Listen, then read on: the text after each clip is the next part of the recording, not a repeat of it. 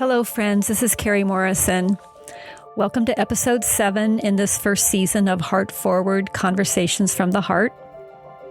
Miriam Feldman was my neighbor, and I had no idea until a friend handed me her book, published just this year, about the nightmare she was living through across the street. You will hear her say that she felt like she was on an odyssey, and when she looked out her front window, she felt completely alone. Mimi, which is how I knew her, says that as mothers, we tend to worry about childhood abduction or car accidents. Nothing prepares you for serious mental illness, she says. So this is her story and Nick's story.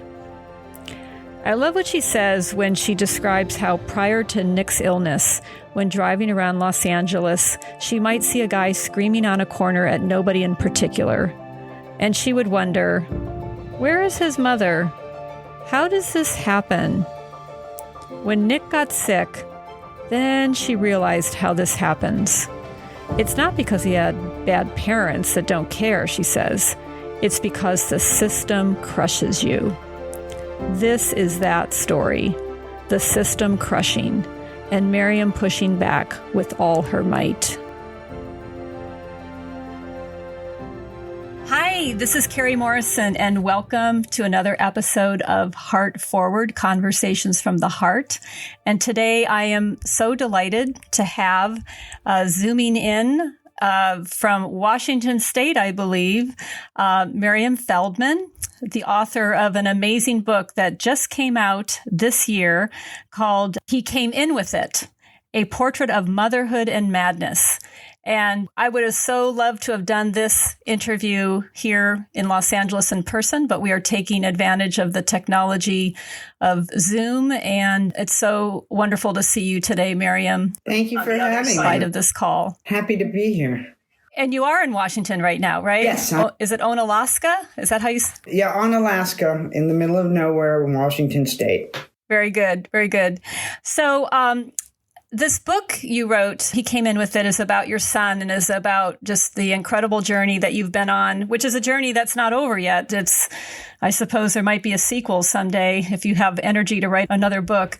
It's quite a chronicle of what you and Nick and your family have gone through in trying to kind of like cope with all the uncertainty and the challenges and the struggles of having a son and an adult son with mental illness. Let me ask you first, what drove you to write this book? It is quite the tome. Well, it started out as one thing and then sort of became another thing. In the beginning, a few years into the whole odyssey, I thought so often about the fact that in the very beginning, I felt completely alone. I used to sit in my living room on Norton Avenue, and we're neighbors, so you can visualize exactly what I'm talking about, and look out my big 100-year-old glass windows in the living room and feel like everybody out there was in a different world than me. And behind my front door was this dirty, ugly secret, and that nobody understood. I had no connection to anybody. I was all alone in this scary, bad world.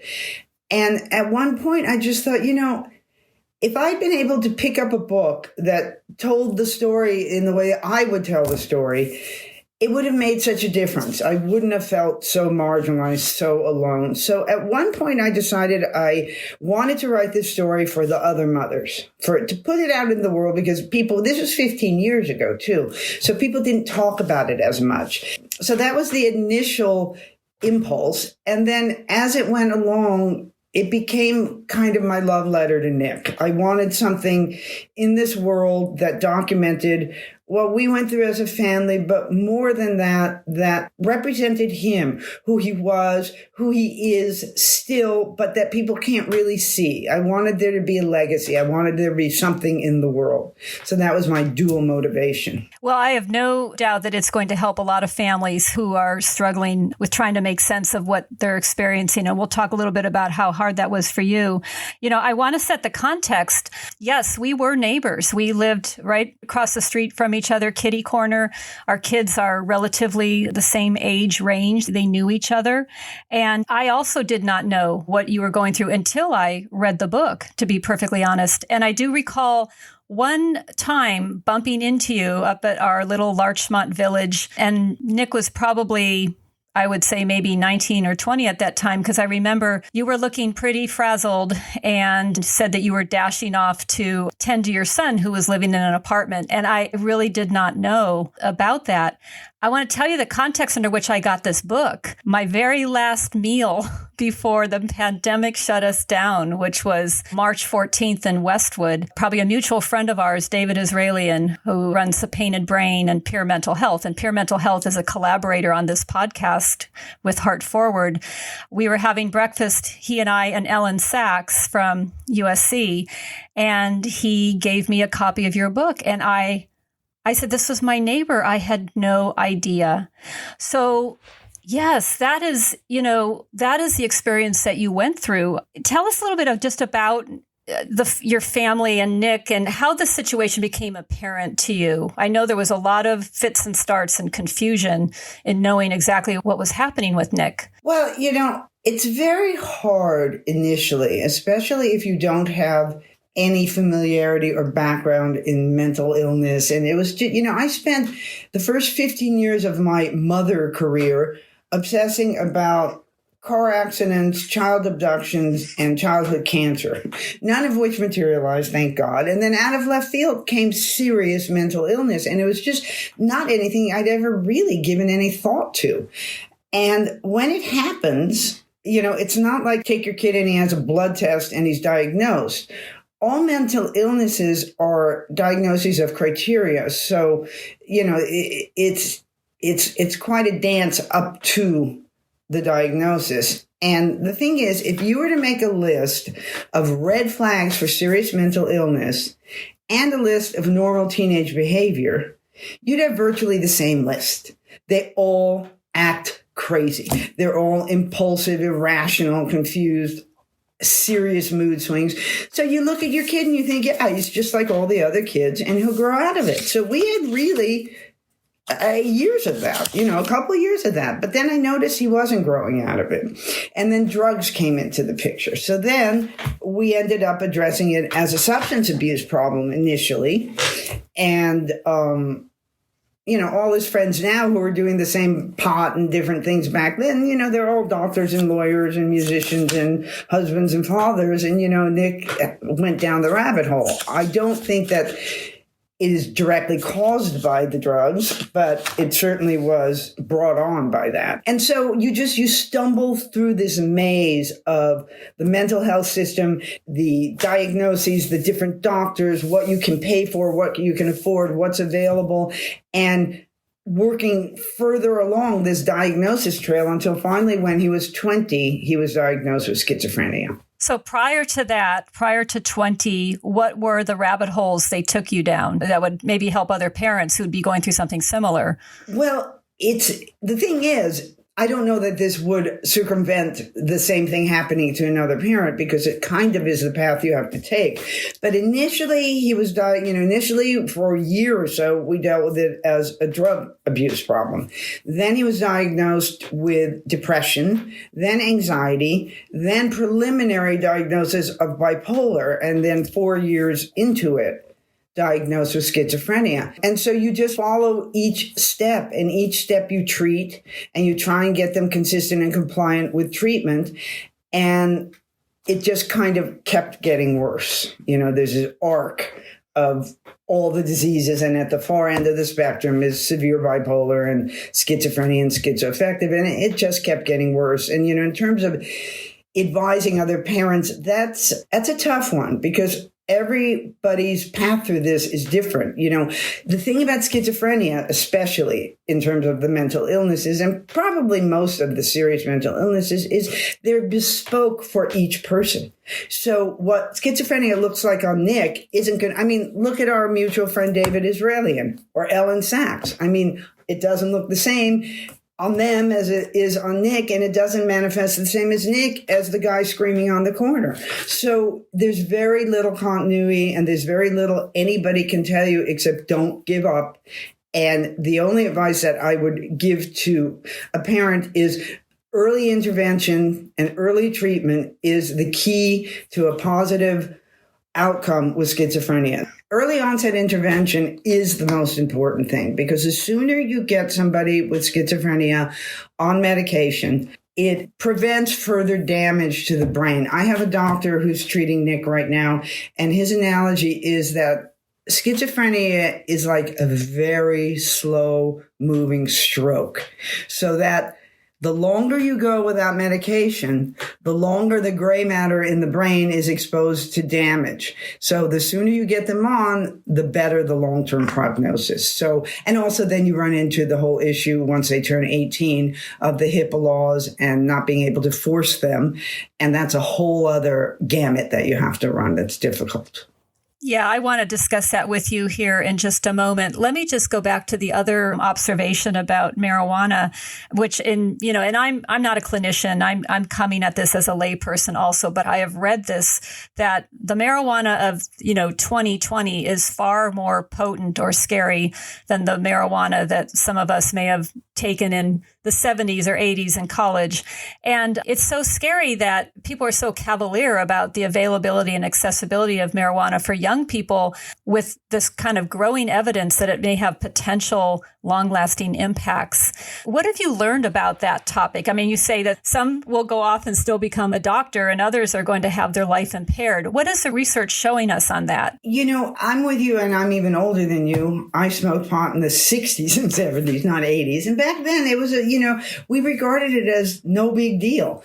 And I remember sitting with a doctor when Nick was about 15 and him saying to me, the pot now is a completely different animal when it was back then. But even then, he says, don't kid yourself. Marijuana is a psychoactive drug and it affects the brain chemistry. So you have young people who are in their teens, especially boys whose brains don't finish developing till later than girls. And this disrupts brain chemistry. So it's kind of, excuse the expression, no-brainer that if you're predisposed or you're on the path to developing a disease, which is a brain chemistry disease like schizophrenia, obviously doing drugs that disrupt your brain chemistry, they are not going to be good. The thing that the situation with his friends shows is that everybody who smokes pot obviously doesn't develop schizophrenia, but if you have a predisposition to it, it can kick you in. And that's one of the things that gnaws away at me late at night when I'm lying in bed doing my forensic exams of every moment of his life, trying to figure out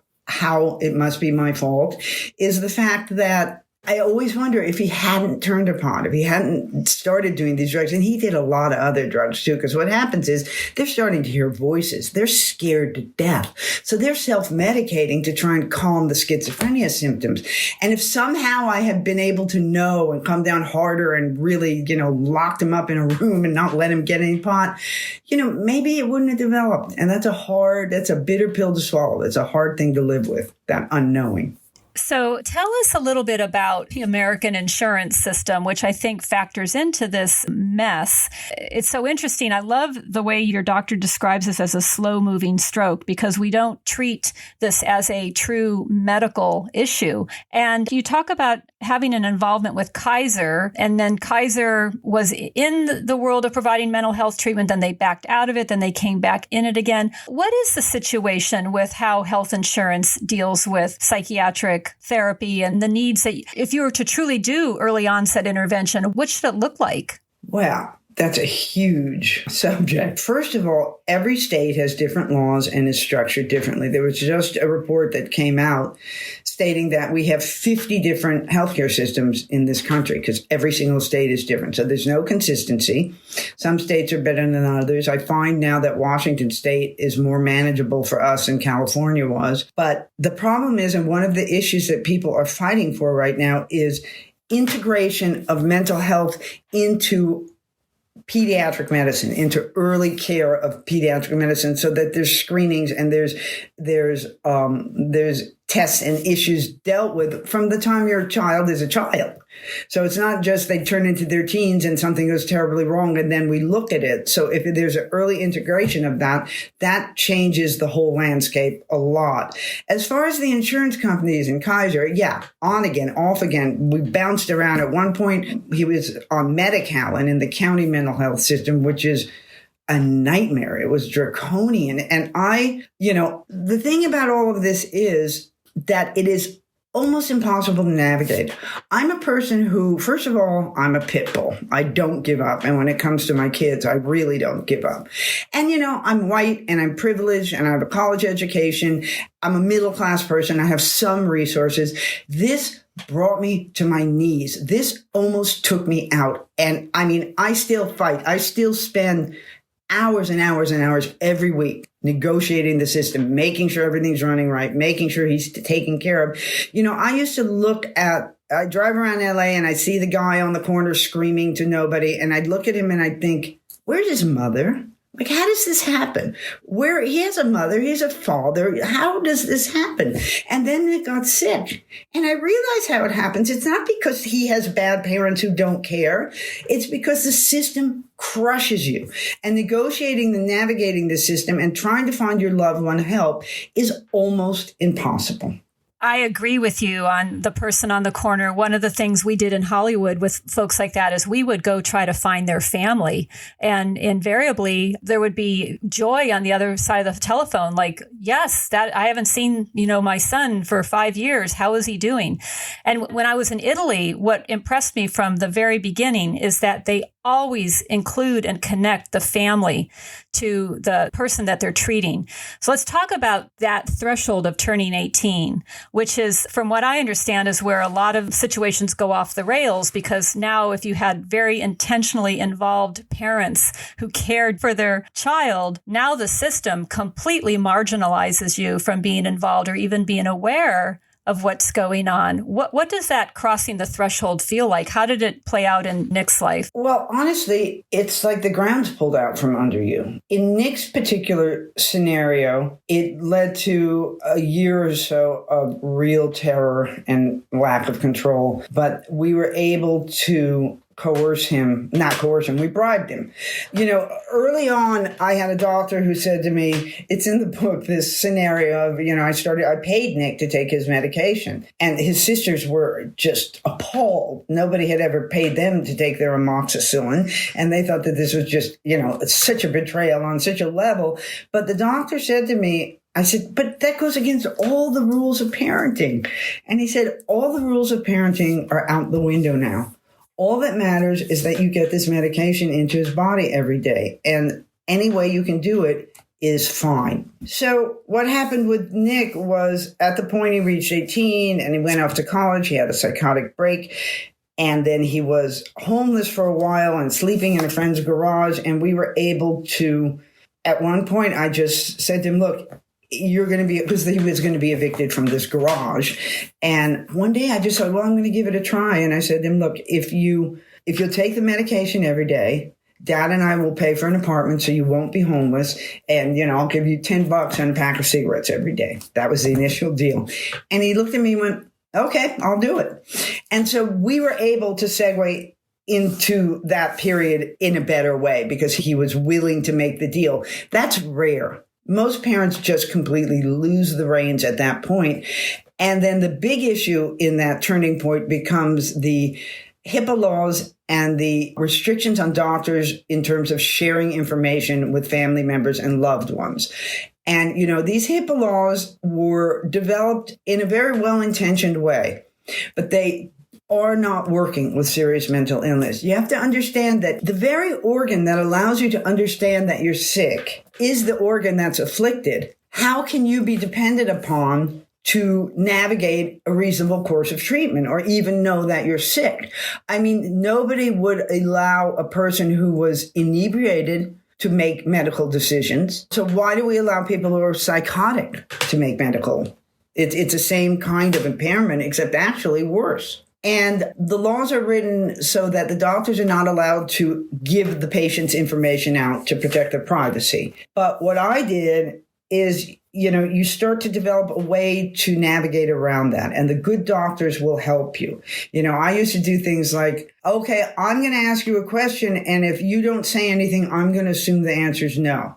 And create a little sort of sign language, a little sort of way to get information back and forth. And that's something that I really think if you're creative and you really try hard and you get a good clinician, is possible. And then the other thing is the HIPAA laws may say that doctors aren't allowed to divulge personal information about the patient, but it doesn't say anything about them not being able to listen to you. And that's a mistake that I think a lot of parents make. They just assume that the door is shut, and the door isn't shut. You have to be aggressive and obnoxious and kind of a pit bull. But I would say, I know you can't tell me anything, but I want to give you this information. And I was known for, long, endless emails documenting what happened and symptoms and reactions, because you as the parent, as the caregiver, have all this information that's pertinent to the treatment of your child. And the child is not going to be able to impart that to the doctor. So I think that's an important thing for parents to know, that they have to listen to you. And if you give them specific information and they ignore it, they're going to have a liability there. Yeah, Mimi, it's so common sense what you're suggesting.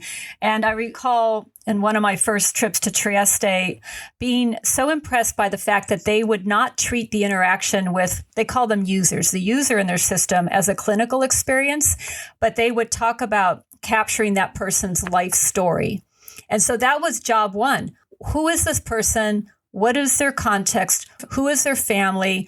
How did they get to this place? What are their hopes and aspirations? So not only capturing their life story, but also their life aspirations. And then they would view that as their obligation, the mental health system, to kind of wrap that all together with a bow and help that person get back on track to achieve their life purpose. Our system is so just steeped in clinical mentality, and risk management is the best way I can describe it, trying to not break any rules to avoid lawsuits. I've heard this, but I don't know if it's true, that there's been very few HIPAA lawsuits really in the final analysis, but it's used as a force field to almost make it impossible to treat people. So yeah, this time when Nick went off to college for a few days, it sounds like, and he came back home, there's a section in your book. It's so interesting. I lent my book to my friend Sarah, so I had to pull down the Kindle version, and the Kindle version will capture all the things that have been underlined most by the people who are reading it. Oh, so really? there's That's like a community. interesting. No, you should, because there's some very pithy statements. But there's a section that everyone who on Kindle underlined, it said, "This was my first glimpse into the stabilize them and discharge them doctrine of the mental health system. The object is to render them temporarily harmless, usually with drugs, and spit them back out into the world." It seems that if Nick did not have you as a consistent caregiver, yes, he would have been homeless. And this explains so much of having lack of consistent caregiving. When you mentioned what you were saying before about Trieste, which I'm fascinated with, and if we ever get to travel again in this life, I would love to go there with you. But love to take you. Yeah. This is the bone that I won't let go of, that I talk about every time I give a talk, which is that the whole system of mental health is predicated on this sort of mitigation of danger doctrine. And I am offended by that on a human level. I'm offended by that as a mother, and I'm offended by that as a civilized person. The idea that we take a group of people who are afflicted with a physical disease, brain chemistry, and we throw away their lives. We say all we need to do is create a situation where these people don't hurt themselves or others. And the irony of that they don't hurt themselves, we don't care if they have a life of any value. It's just that we don't want them to hurt themselves or others. And so we medicate them to the point where they're drooling zombies and shut the book and call that a success and send them home to sit in their dark apartments for the rest of their lives. And this is immoral. This is inhuman and wrong on such a fundamental level. 1% of the population gets schizophrenia. That's a lot of people. And that's just schizophrenia. There's all the other mental illnesses. They say in America, 1 in 4 people have some kind of diagnosis, but specifically serious mental illness, to take that big of a portion of the society and just say they're garbage, because that's what this is saying. These people don't matter. Their lives don't matter. All that matters is to have them not be a problem to the greater whole. The idea that I'm out here talking about finding a place in the world for these people, about creating a system that serves these people, we're not doing them any favors. These are human beings with a legitimate right to a life like any other human being. And we have taken that away from them and said that they get to live in the prisons or the streets. What if we did that with people with cancer or any particular disease and just said, we're not going to bother? So that's my campaign. That's, it's just because when it's your son, all of a sudden you look at it very differently. And it's like not okay that he's just sitting in a room not bothering anybody.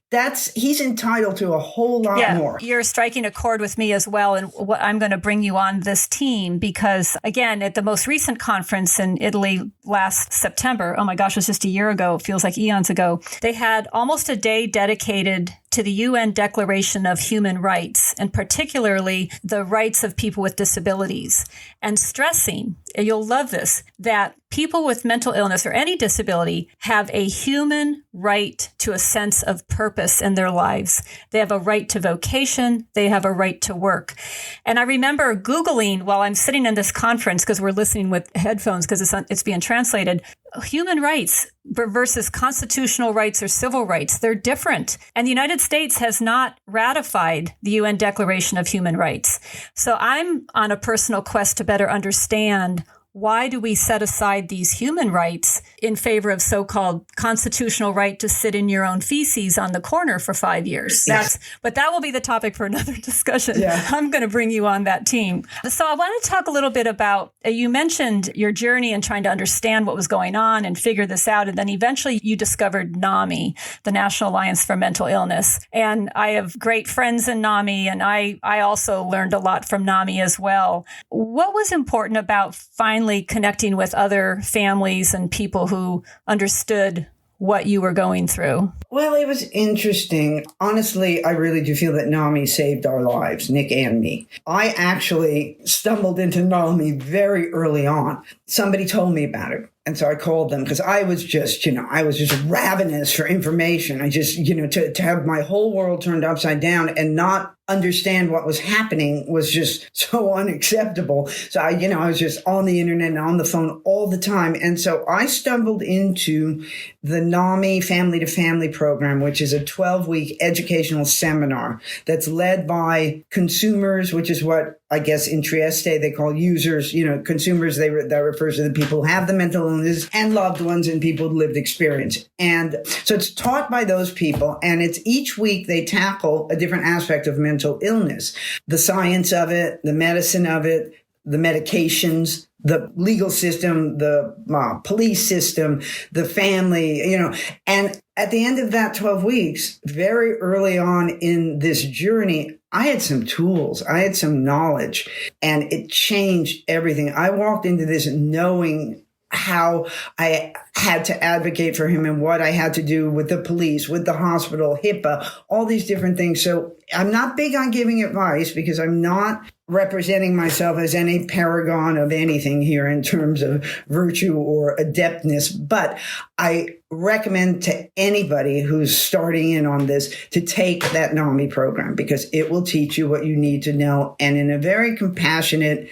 hands-on way. So that was very helpful for me. And I'm still involved with NAMI and I write for their paper and I, belong to several NAMI chapters and I think that it's phenomenal. I have moved a little bit because of Nick's particular type of mental illness, into some of the other organizations, like the Schizophrenia and Related Disorders Association, which is advocating for a reclassification of schizophrenia as a brain disease.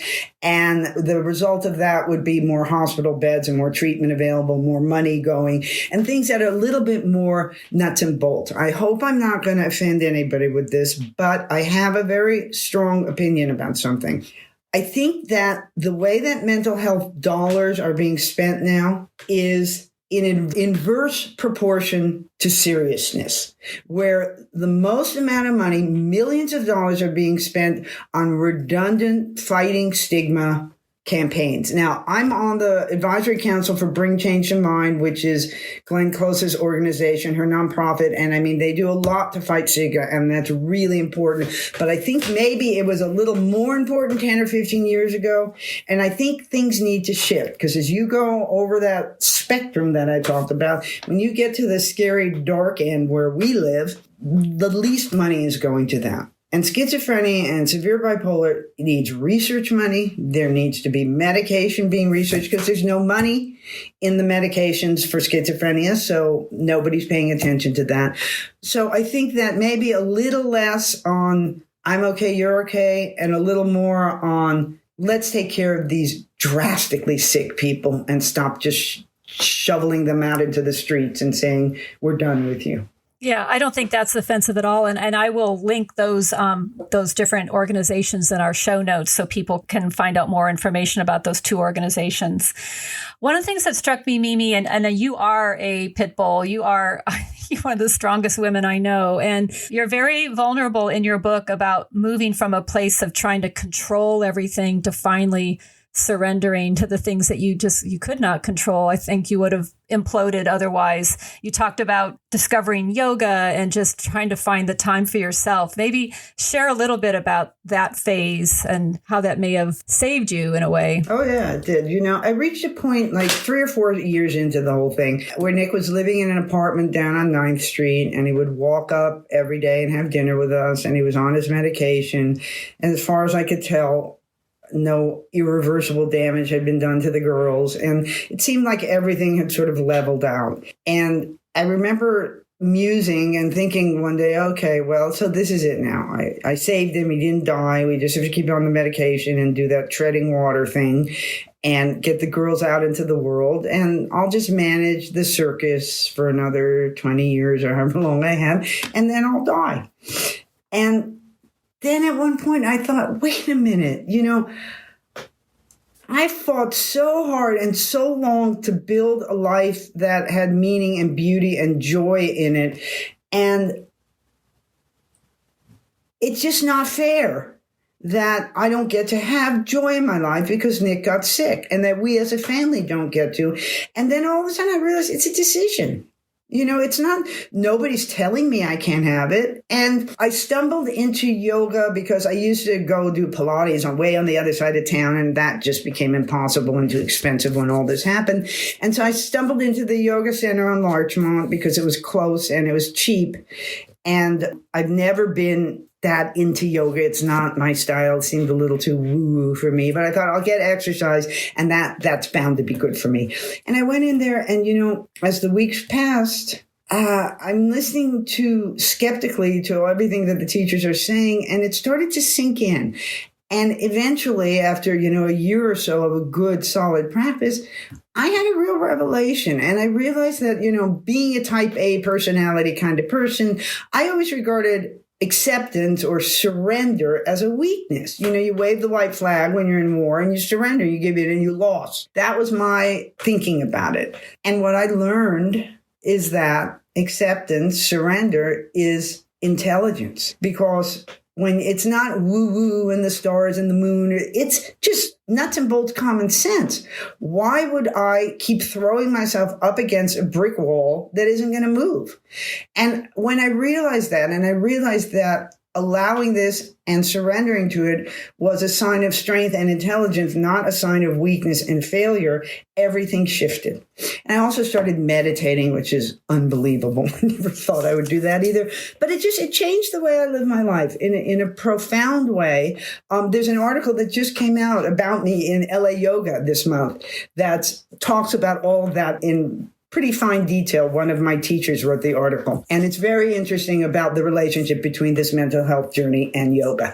But once I did that, I was able to reclaim my life and continue to enable Nick to reclaim his and to pattern and set by example to my daughters and my grandchildren and everyone around me that, okay, a bad thing happened, but this isn't the end of the world. And he's not Nick anymore. I still have a beautiful son, and I get to laugh, and I get to have jokes, and I get to have joy in my life. And, I think I might have a disproportionate amount of joy in my life, all things considered, because I actively embrace it and look for it. It's so important that people hear that, all of us, and even at this time in the middle of a pandemic where people are struggling with, feeling guilty about self-care. I'm stuck at home. I don't need to relax anymore, but it's such an important message. And you write about it so beautifully. And I know it helped you get through some pretty significant health scares as well, but we'll let people read the book to understand that. And that's why you fall in the category of the strongest woman I know.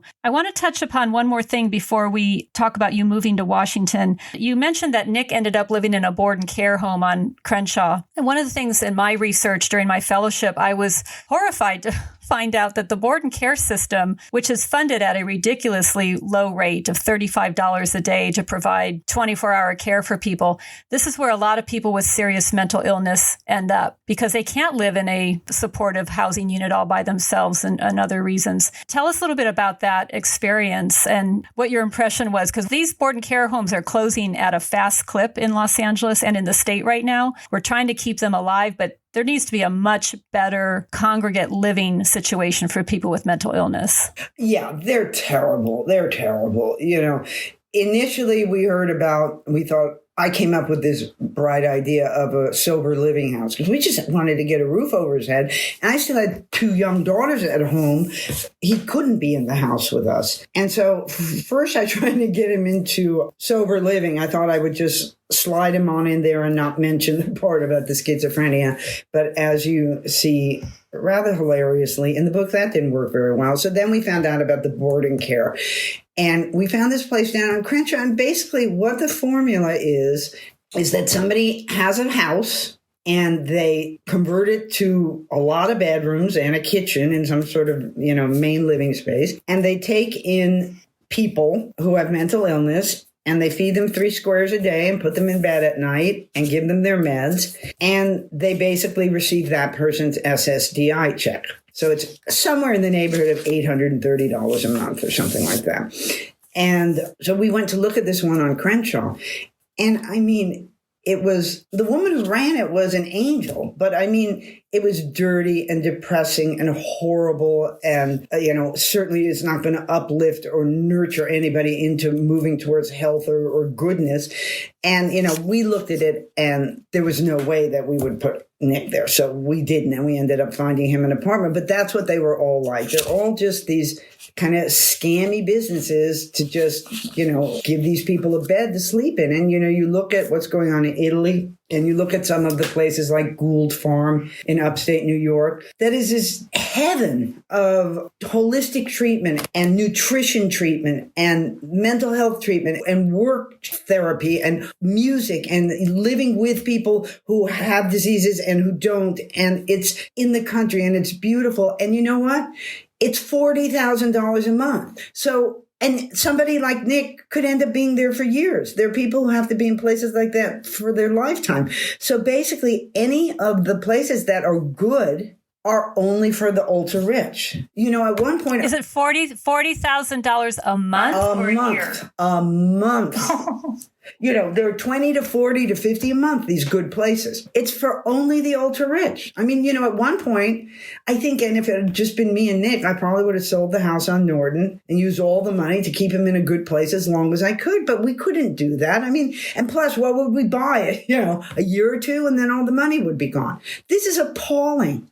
that these are the only options. So the very first and second episode of this podcast series is devoted to the theme of where people with mental illness can live. There will be 2 women I interviewed. I hope if people would go back. They went on a road trip for a year to look at any ideal place in California. And we don't have quite as many as we should. But this is also a key issue, is where can we provide safe places for people to live that are nurturing and accepting. So let's transition. You moved to Washington. You're living there now, and you said something very interesting.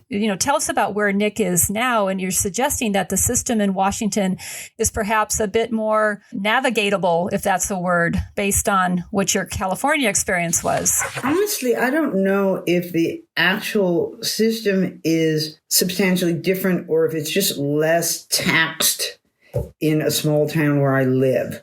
But the difference is when I was in Los Angeles, first of all, every facility I went to was horrific. And the hospitals he got put in were horrific. Here in a small town, the mental health sector is pretty nice. So basically you're walking to places that you're at least not walking into the 7th circle of hell. And that may sound superficial, but, to sit in these waiting rooms and look at all these people and then have filth and smells and poverty and all of that, it's debilitatingly depressing, and it's not good for the patient either. So that's a difference. But then on the other hand, the mental health center where we are here in Washington doesn't even have a psychiatrist. When he sees a psychiatrist, it's it's on Zoom. So you don't have the same kind of availability of doctors, but we're far enough along and I'm adept enough at managing it that we're fine with that. And what's different here that's so amazing, and I don't know if this is just not in the system in LA or that the system's just so overwhelmed that it wasn't an option for us. But up here, Nick lives in a subsidized apartment that is, I think it's HUD subsidized, and it is for senior citizens and people with disabilities, both mental and physical. So he lives in an apartment building filled with old people and people in wheelchairs and a few people with mental health issues. Not many people his age. But it's nice and it's clean and it's taken care of. And there's 2 lovely women who are in the office 3 days a week. And there's a guy who looks after everybody. And so it's not supported living, but it's not, he's out there all alone in the world. And that's all provided through the DHS, and his SSI pays for it. So he's in a subsidized apartment that's very affordable with good people around him. And he has a DHS caregiver who comes twice a day and gives him his medication and cooks for him and takes him on a walk and hangs out with him. And these caregivers, I could do a whole show about the caregivers. These people are truly angels that walk among us. When I look at these, a lot of times they're young women, but just any of them. When I look at these people who choose to take care of other people with disabilities, physical and mental, they're not making a lot of money. These are minimum wage workers. And the commitment and the love and the acceptance is mind-blowing to me because, I have to do this. He's my son and I love him. To take on this sort of care for very little money and really care about these people, it's heartening to watch. Wow, that's encouraging that there's a model like that exists, because I don't think that exists here in Los Angeles. You're so right. How is Nick doing, and how does he feel about the fact that you're on this virtual book tour telling his life story? That's a bit of a touchy subject. He knows about the book and he knows what it is. He hasn't read it. I don't know that he has the attention span to actually read a whole book at this point. He's expressed some interest in it. I'm a little nervous that it would be upsetting for him, but he's at the point at which I wrote the book, and even at the point at which it was being published and then published, Nick was very removed from our world. He was very much in his own little world. He's now going through a medication change. He's changing to clozapine, which was suggested to me by Ellen Sachs, actually. And it's a drug that's a real game changer. And he's kind of coming back into our world. So we're going to see where that goes. Yesterday I was interviewing him with this app that I'd been given for another podcast because they wanted to see if, he could talk about it. And, I kept asking him questions and he would say to me, "What is this for again? Why were you asking me?" So, I don't know. I don't know how know how he would feel if he was really aware of the details of what I'm talking about. But I am sanguine in the fact that this is for the better, the greater good. And if Nick gets to a point where he's so much better that he's mad at me and he wants me to shut up and stop talking about him, I'll take it. And I'll let him be mad at me because that'll mean he's better, Yeah, I hope he will get to the place of recognizing that your story is going to help embolden a lot of people and also help them not feel alone.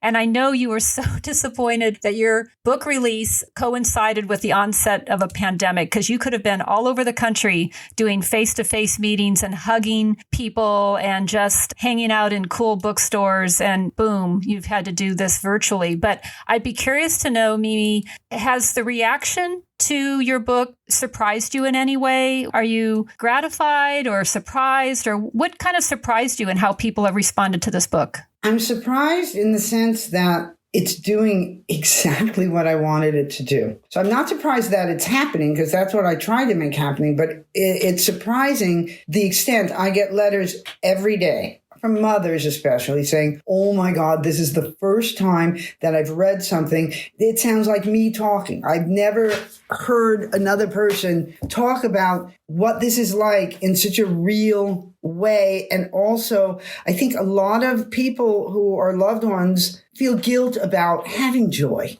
feel guilt about having humor. I mean, the book is funny. The book isn't some slog through, the swamps of hell. Yeah, there's bad stuff. It's a horrible thing, but it's also funny and beautiful and moving and enriching. And, I never in a million years would have chosen to do this, by virtue of my son getting a mental illness, but I'm a better person now, and I have a better life, a more meaningful life, a richer life. And I work really hard to create that for him as well. So I get letters every day. And I think that it's resonating not only for people dealing with mental illness, but any mother. And I also get all kinds of things from consumers, from people Nick's age, because I have a presence on Instagram at Mimi the Riveter, and I've got, a community there, and I get letters from people Nick's age going, I wish you were my mother. I wish you could understand this, or you know what I mean? And so it's touching everybody. And to me, that's so gratifying. It's just exactly what I hoped for. Congratulations on that. That's amazing. Well, let me leave this last question in your lap. What is your hope quotient for the future, for change, for all the things? I mean, I sometimes feel a little bit, there are days that are better than others because this system, like you say, is so incredibly broken. It's hard to imagine how to tackle it. But what is your hope quotient at this moment? For me personally, I'm really planning to work further in the direction of my advocacy. And I think that what I've found is that my superpower, the thing that I can do is tell my story. And that's the direction I'm going to go in, because when I give talks at NAMI meetings, I gave a talk last week. I did a talk to the entire psychiatric department at Mount Sinai Hospital in New York, a mother's perspective on schizophrenia. And it was so well received because these doctors, they don't understand this whole other side to it. So that's going to be what I'm going to do. As far as the overall trajectory or,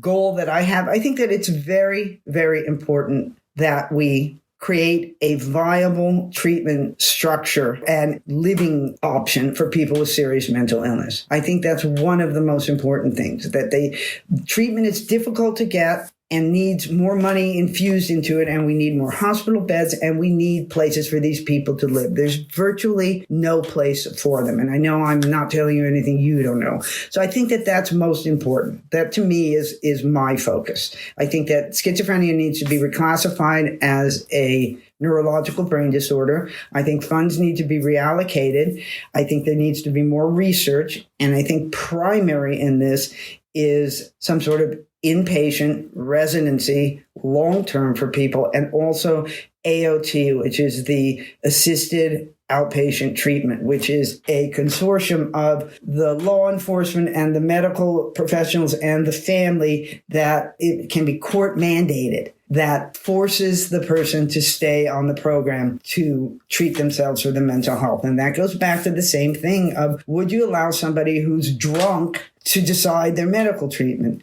No, you have to bring them to a point of clarity, and you have to keep them there. And that's what AOT does. Well said. Those are all extremely important objectives to work for. And I just hope that not only with your sharing your book story, sounds like with amazing audiences, hopefully this podcast will also have a wide reach that we can build a stronger and more motivated coalition for change.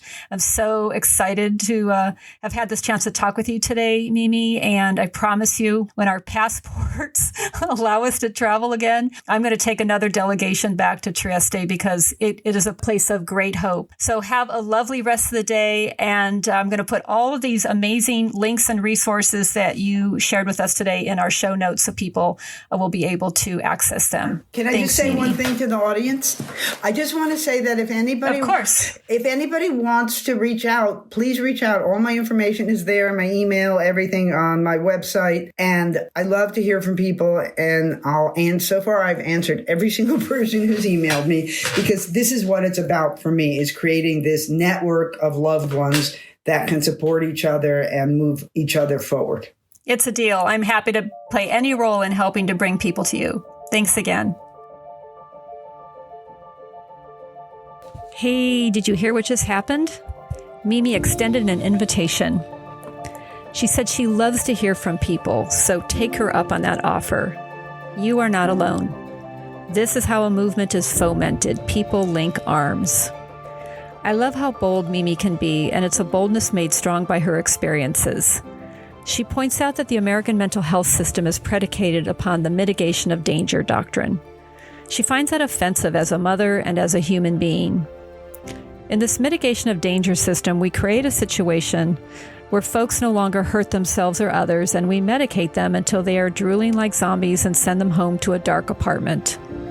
It is wrong on such a fundamental level, she says, and people like Nick are entitled to so much more.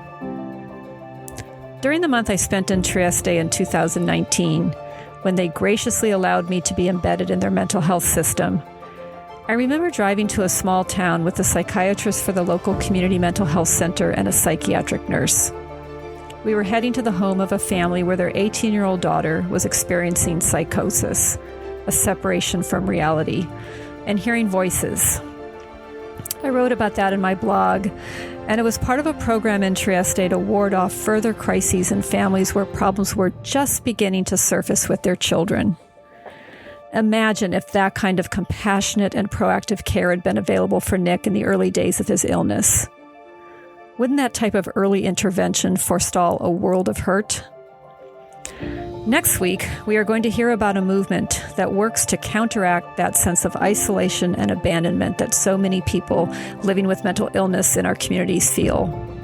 The Clubhouse movement. I had the pleasure to talk with Dr. Ashwin Vasan, the president and CEO of Fountain House in New York, the first clubhouse in America, founded in 1948. Imagine if Nick had a clubhouse he could have connected with in Los Angeles. You'll understand more about why I want to see clubhouses all over LA County once you hear from Dr. Vasan, and all over the country, frankly. Thank you, as always, to my collaborating partners at Peer Mental Health for providing support for this podcast, and most especially to Paul Robinson, who provides the technical expertise to make this podcast possible. I will see you next week.